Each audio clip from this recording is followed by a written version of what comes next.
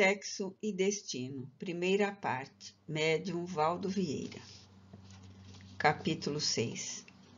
De volta ao aposento da enferma, certificamo-nos de que Nemésio e Marina haviam saído. A camareira da casa velava. Neves, desenchabido, absteve-se de qualquer comentário. Retraíra-se no claro propósito de sopitar impulsos menos construtivos. Recompondo-se momentos antes, rogara do irmão Félix lhe desculpasse o ataque de cólera em que extravasara rebeldia e desespero. Descera a inconveniência, acusava-se humilde. Fora descaridoso, insensato, penitenciava-se com tristeza. O irmão Félix, com bastante autoridade, se quisesse, poderia demiti-lo do piedoso mistério que invocara, com o objetivo de proteger a filha. Entretanto, pedia tolerância. O coração paternal, no instante crítico, não se vira preparado de modo a escalar o nível do desprendimento preciso. Declarava com amargura e desapontamento. Félix, porém, abraçara-o com intimidade e sorridente ponderou que a edificação espiritual, em circunstâncias, inclui explosões do sentimento, com trovões de revolta e aguaceiros de pranto, que acabam descongestionando as vias da emoção. Que Neves esquecesse e recomeçasse. Para isso, contava com os talentos da oportunidade do tempo. Obviamente, por isso o sogro de Nemésio ali se achava agora, diante de nós, transformado e solícito. Por indicação do paciente amigo que nos orientava, formulou uma prece, enquanto ministramos socorro magnético à doente. Beatriz gemia. No entanto, Félix esmerou-se para que se aliviasse e dormisse, providenciando ainda para que não se retirasse do corpo sob a hipnose habitual do sono. Não lhe convinha, por enquanto, esclareceu ele, afastar-se do veículo fatigado. Em virtude dos órgãos profundamente enfraquecidos, desfrutaria penetrante lucidez espiritual, e não seria prudente arremessá-la de chofre a impressões demasiado ativas da esfera diferente para a qual se transferiria muito em breve. Aconselhável seria a mudança progressiva, graduação de luz intensificando-se pouco a pouco. Largamos a filha de Neves em repouso nutriente e restaurador e demandamos a rua. Acompanhado, Félix, cujo semblante passou a denotar funda preocupação, alcançamos espaçoso apartamento do Flamengo, onde conheceríamos de perto os familiares de Marina. A noite avançava. Transpassando o estreito corredor, pisamos o recinto doméstico, surpreendendo no limiar 2 homens desencarnados a debaterem com descuidada chocarrice escabrosos temas de vampirismo. Vale assinalar que, não obstante pudéssemos fiscalizar-lhes os movimentos e ouvir-lhes a loquacidade devassa, nenhum dos 2 lograva registrar-nos a presença.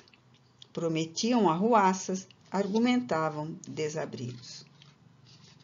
Malandros acalentados, mas perigosos, conquanto invisíveis para aqueles junto dos quais se erguiam por ameaça insuspeitada.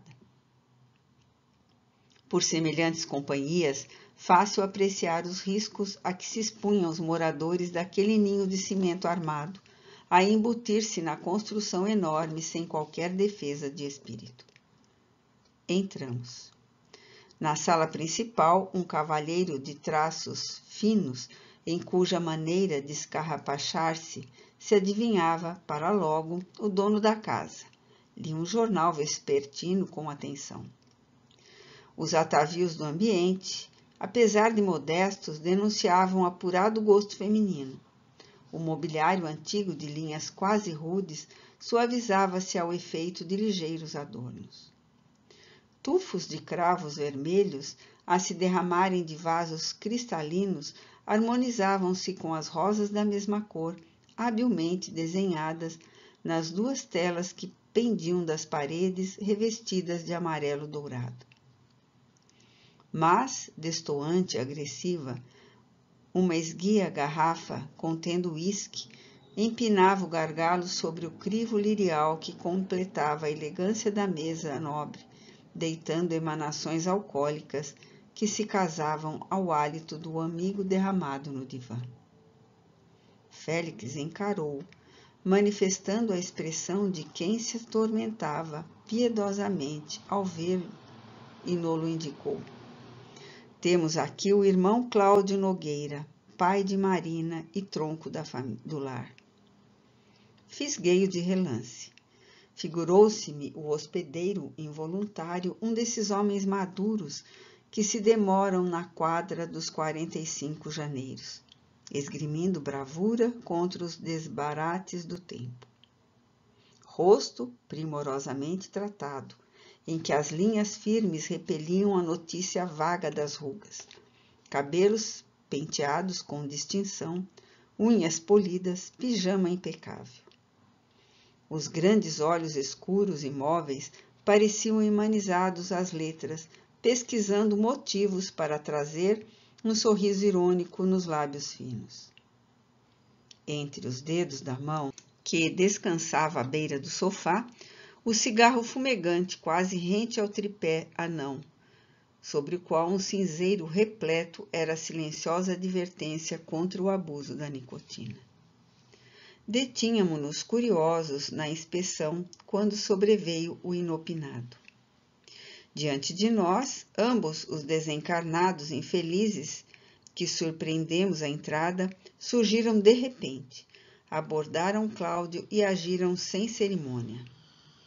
Um deles tateou-lhe um dos ombros e gritou insolente: "Beber, meu caro, quero beber." A voz escarnecedora agredia-nos a sensibilidade auditiva. Cláudio, porém, não lhe pescava o mínimo som, mantinha-se atento à leitura inalterável. Contudo, se não possuía tímpanos físicos para qualificar a petição, trazia na cabeça a caixa acústica da mente sintonizada com o apelente. O assessor, inconveniente, repetiu a solicitação algumas vezes na atitude do hipnotizador, que insufla o próprio desejo, reasseverando uma ordem. O resultado não se fez demorar. Vimos o paciente desviar-se do artigo político em que se entranhava. Ele próprio não explicaria o súbito desinteresse de que se notava acometido pelo editorial que lhe apresara a atenção. Beber, beber.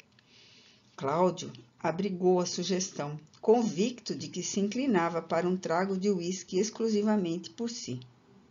O pensamento se lhe transmudou rápido, como a usina cuja corrente se desloca de uma direção para outra, por efeito da nova tomada de força. Beber, beber, e a sede de aguardente se lhe articulou na ideia, ganhando forma. A mucosa pituitária se lhe aguçou, como que mais fortemente impregnada do cheiro acre que vagueava no ar. O assistente, malicioso, coçou-lhe brandamente os gorgomilos. O pai de Marina sentiu-se apoquentado, e indefinível secura constringia-lhe a laringe. Ansiava tranquilizar-se. O amigo sagaz percebeu-lhe a adesão tácita e colocou-se a ele. De começo, a carícia leve, depois da carícia agasalhada, o abraço envolvente, e depois do abraço de profundidade, a associação recíproca. Integraram-se ambos em exótico sucesso de enxertia fluídica. Em várias ocasiões, estudara a passagem do espírito exonerado do envoltório carnal pela matéria espessa. Eu mesmo, quando me fazia, de novo, ao clima da espiritualidade, após a desencarnação última, analisava impressões ao transpor maquinalmente obstáculos e barreiras terrestres, recolhendo nos exercícios feitos a sensação de quem rompe nuvens de gases condensados. Ali, no entanto, produzia-se algo semelhante ao encaixe perfeito. Cláudio, homem, absorvia o desencarnado à guisa de sapato que se ajusta ao pé. Fundiram-se os dois como se morassem eventualmente num só corpo, altura idêntica, volume igual, movimentos sincrônicos, identificação positiva. Levantaram-se a um tempo e giraram integralmente incorporados um ao outro na área estreita, arrebatando o delgado frasco. Não conseguiria especificar de minha parte a quem atribuir o impulso inicial de semelhante gesto, se a Cláudio, que admitia a instigação, ou se ao obsessor que a propunha. A talagada rolou pela garganta que se exprimia por dualidade singular. Ambos os dipsomanos estalaram a língua de prazer em ação simultânea. Desmanchou-se a parelha e Cláudio, desembaraçado, se dispunha a sentar, quando outro colega que se mantinha à distância investiu sobre ele e protestou.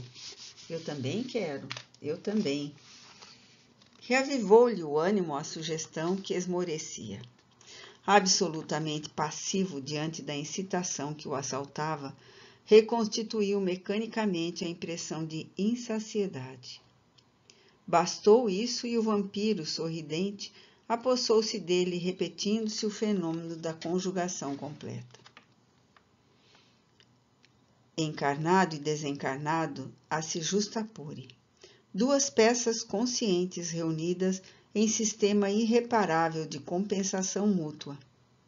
Abeirei-me de Cláudio para avaliar com imparcialidade até onde sofreria ele, mentalmente, aquele processo de fusão.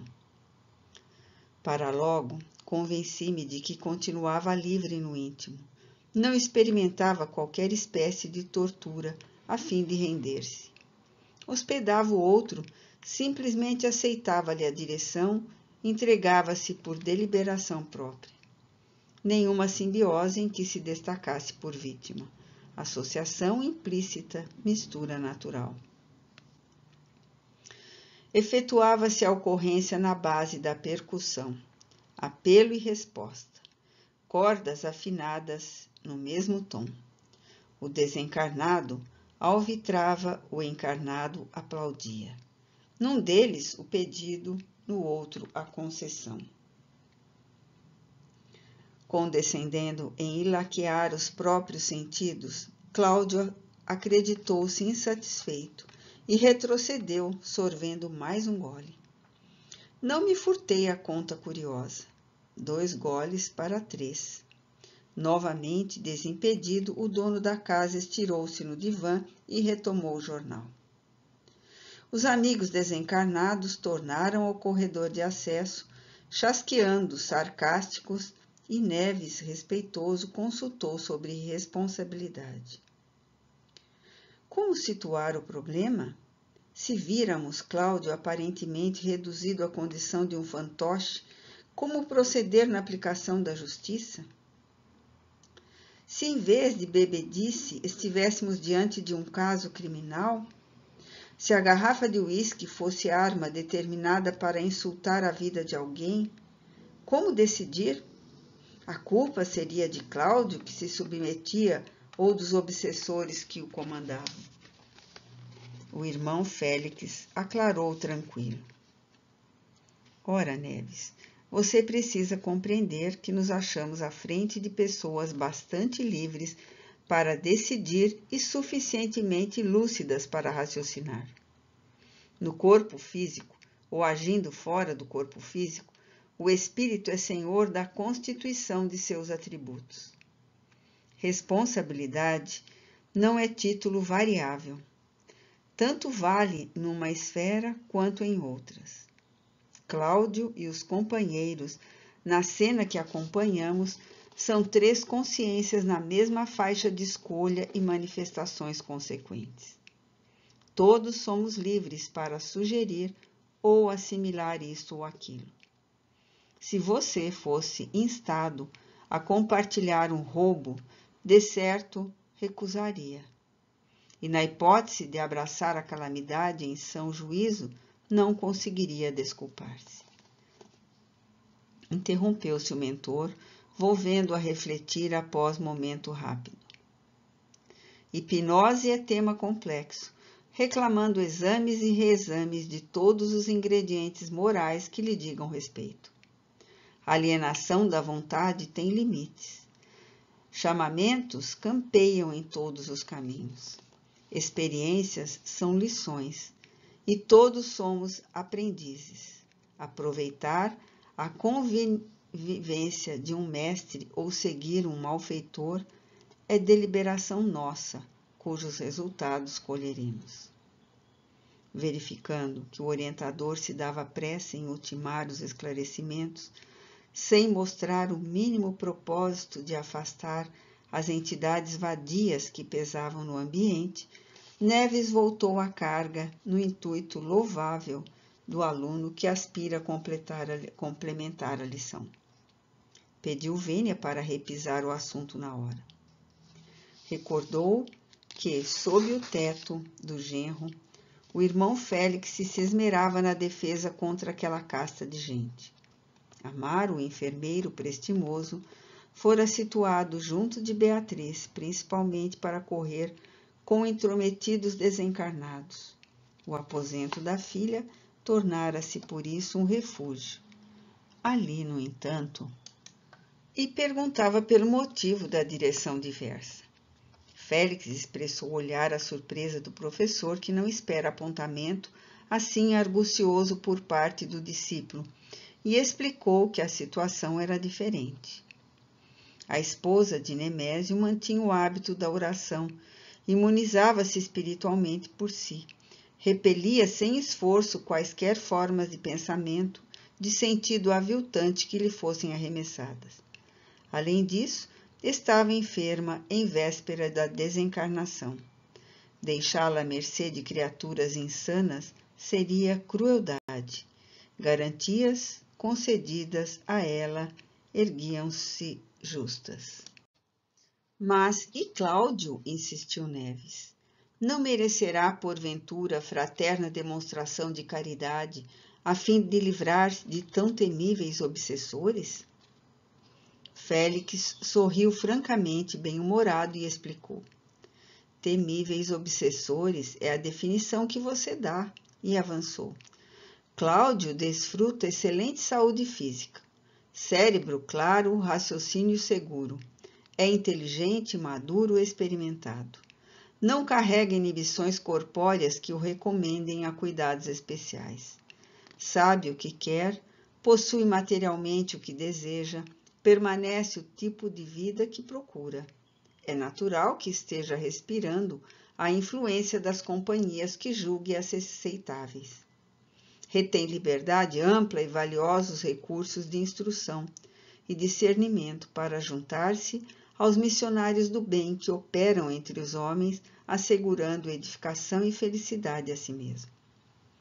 Se elege para comensais da própria casa os companheiros que acabamos de ver, é assunto dele.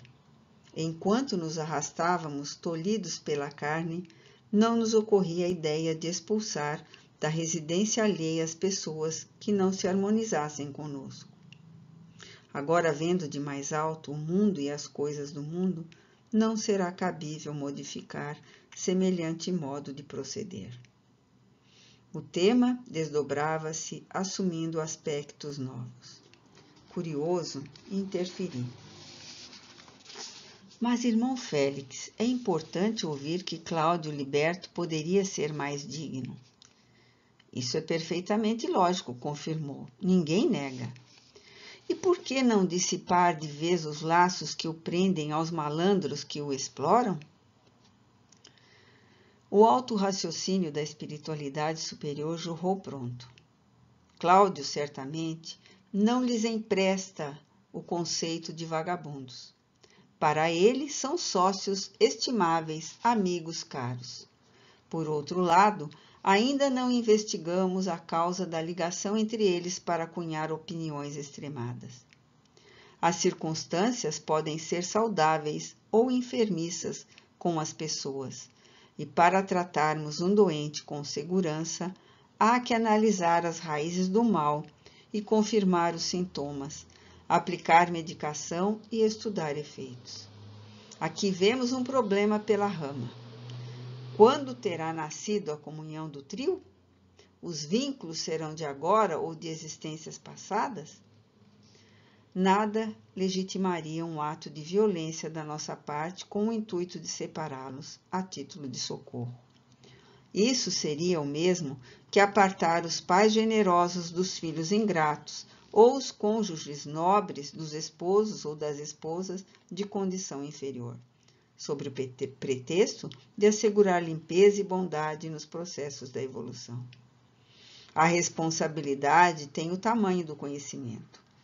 Não dispomos de meios precisos para impedir que um amigo se onere em dívidas escabrosas ou se despenque em desatinos deploráveis, conquanto nos seja lícito dispensar-lhe o auxílio possível, a fim de que se acautele contra o perigo no tempo viável, sendo de notar que as autoridades superiores da espiritualidade chegam a suscitar medidas especiais que impõem aflições e dores de importância aparente a determinadas pessoas, com o objetivo de livrá-las da queda em desastres morais iminentes, quando mereçam esse amparo de exceção. Na Terra, a exata justiça apenas cerceia as manifestações de alguém, quando esse alguém compromete o equilíbrio e a segurança dos outros. Na área de responsabilidade que a vida lhe demarca, deixando a cada um a regalia de agir como melhor lhe pareça, adotaremos princípios que valham menos perante as normas que afiançam a harmonia entre os homens? Rematando as elucidações lapidares que entretecia, o irmão Félix revestira-se de um halo brilhante. Enlevados, não encontrávamos em nós senão silêncio para significar-lhe admiração ante a sabedoria e a simplicidade. O instrutor fitava Cláudio com simpatia, dando a entender que se dispunha a abraçá-lo paternalmente e receando talvez que a oportunidade escapasse. Neves, humilde e respeitoso, pediu se lhe revelasse a insistência. Entretanto, solicitava fosse aclarado ainda um ponto dos esclarecimentos em vista. Diante do mentor paciente, perguntou pelos promotores de guerra entre os homens. Declarara Félix que a justiça tacitamente cerceia as ações dos que ameaçam a estabilidade coletiva. Como entender a existência de governantes transitórios exigindo-se na terra em verdugos de nações? Félix sintetizou, reempregando algumas das palavras de que se utilizara. Dissemos cercear no sentido de corrigir, restringir. Assinalamos igualmente que toda criatura vive na área de responsabilidade que a lei lhe delimita, compreendendo-se que a responsabilidade de alguém se enquadra ao tamanho do conhecimento superior que esse alguém já adquiriu. É fácil admitir que os compromissos da consciência assumem as dimensões da autoridade que lhe foi atribuída.